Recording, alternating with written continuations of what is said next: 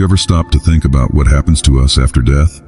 According to ancient wisdom, our journey does not end with our last breath. We are like soap bubbles, each with its own karmic memory, a software that keeps our existence together. This karmic memory, or karma, shapes us and guides us, even beyond physical life. The intensity of our karma determines our journey after death. If the life we have lived is vibrant, our post-death existence can be extraordinary, full of meaning. On the other hand, if we leave unresolved issues, we may find ourselves in an existential limbo, directionless, living our fears and desires amplified in an endless state of paranoia.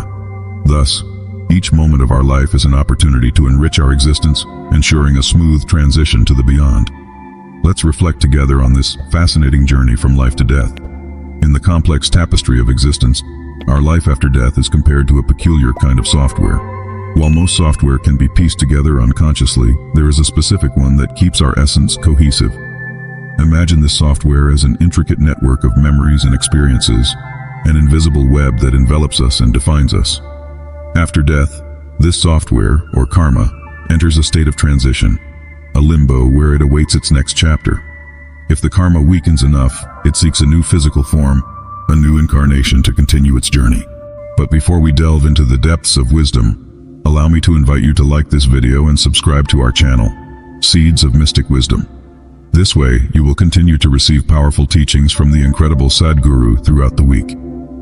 However, when we are no longer connected to a physical body, the perception of time and space transforms into something different from what we know.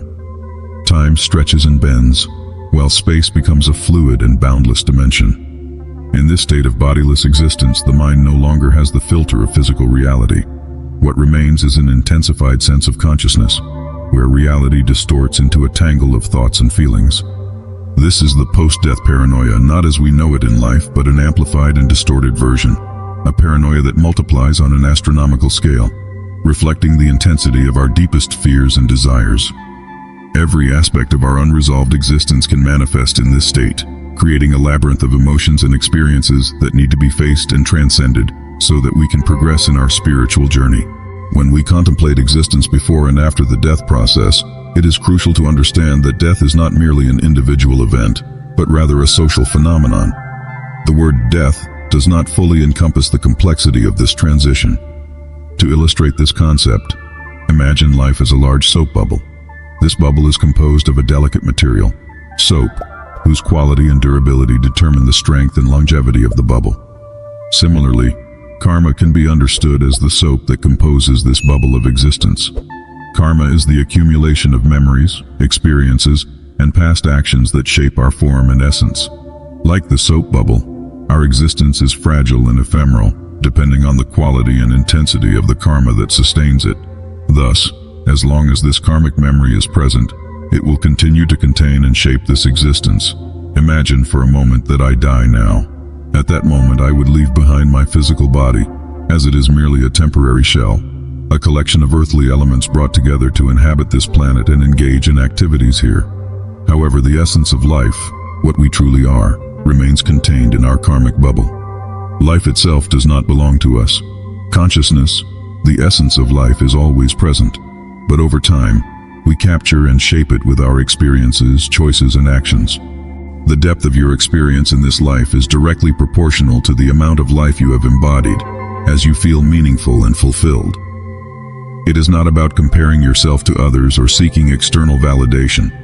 The true essence lies in recognizing the intrinsic importance of your own existence. When you sit here, in this moment, without considering social context or comparisons with others, reflect on the richness of your own journey. Your significance is not in surpassing or being superior to anyone, but rather in how deeply you have embraced and lived the possibilities of life. You are remarkable and relevant because you have captured within yourself a vast range of experiences and potentials, becoming a unique and valuable expression of existence. So when this connection occurs, it becomes maintained by a kind of karmic bubble, or we can compare it to a type of software. While most software can be put together unconsciously, there is a certain type of software that keeps all of this together. Even after death, the body remains here, but the discerning mind accompanies the body. All other information is there, already present. However, without the discerning mind, this bubble can no longer follow its natural course. Now it is guided only by its tendencies, as described in yogic culture, which we call vasanas. The word vasana literally means smell. Thus, the path that this karmic bubble or software follows depends on the kind of smell it carries with it. This karmic fragrance attracts it to certain experiences and also attracts these experiences to it. The intensity of this karma determines how long it remains in an intermediate state. If the karma has weakened enough, it will seek a new physical form. If it is still vibrant, it will remain for a period of time in its current state. The concept of time is a concern that arises due to our physical nature.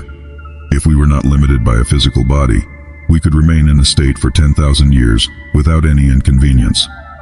When we are no longer bound to a physical body, our perception of time and space changes significantly.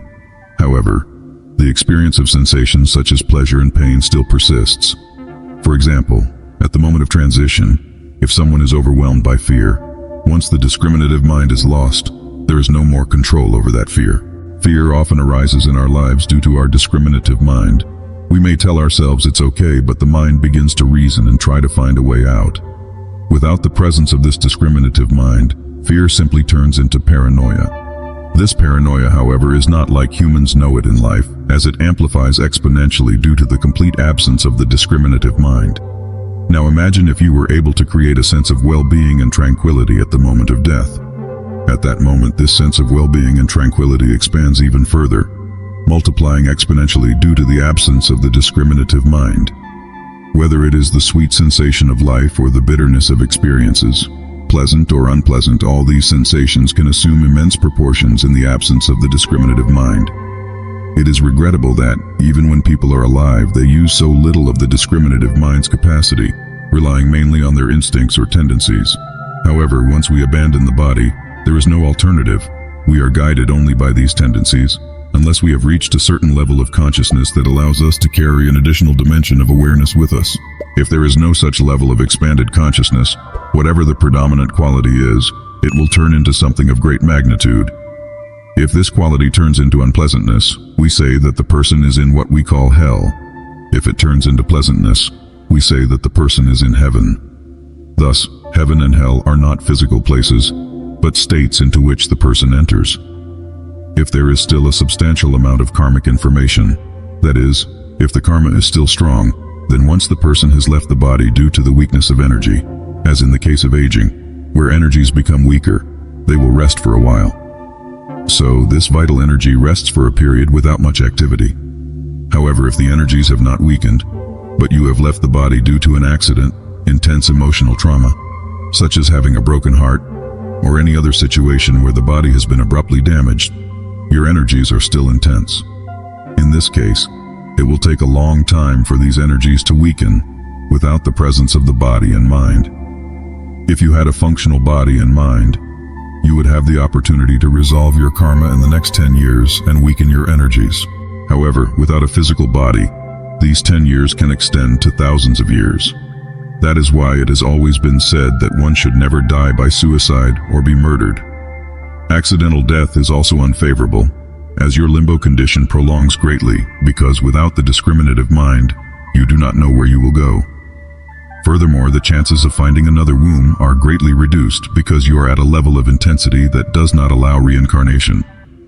Therefore, unless you reach the appropriate level of intensity, you will not be fit to assume a new body. So if someone dies of old age, when energies naturally weaken and the person simply goes to bed and does not wake up, that person can reincarnate in another womb within 48 hours. However, in the case of someone who died due to trauma that broke the body, whether accidentally or not, the time it will take to reincarnate is uncertain and depends on the level of intensity of karma and how much karmic information is still unresolved. And so we delve into the depths of understanding life and death, recognizing the interconnected cycles that govern our existence. Each step, each thought echoes in the universe, shaping our karmic journey. May this moment of reflection inspire us to seek inner peace and wisdom to face the challenges that cross our path.